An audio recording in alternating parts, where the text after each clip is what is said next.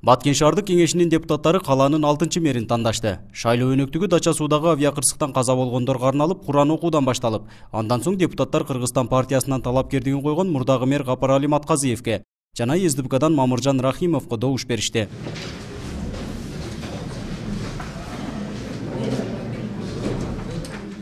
Капарали Матказиев 2016 жылдын март айында Баткен шаардык кеңешинин 5-чакырылышындагы депутаттардын 17 добушу менен мэр болуп шайланган.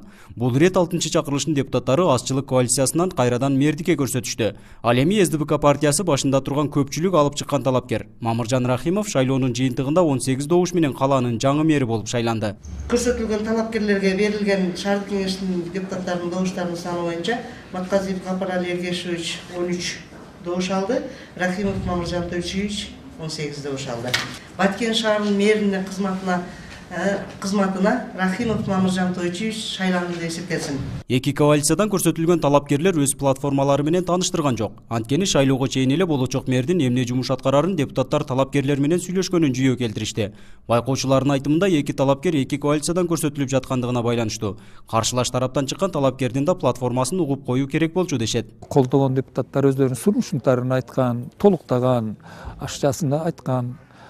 Бирок бир тараптын платформасын экинчи тарап же болбосо жөнөкөй депутат салыштырып талапкерлердин жөндөмдүүлүгүнү, алдыга койгон максаттарыны салыштырыш үчүн платформаны укса жакшы болот. Баткен шаарынын жаңы мэри Мамыржан Рахимов жакынкы күндөрү Борбордук шайлоо комиссиясынын чечими чыккан күндөн тартып расмий ишке кирише баштайт.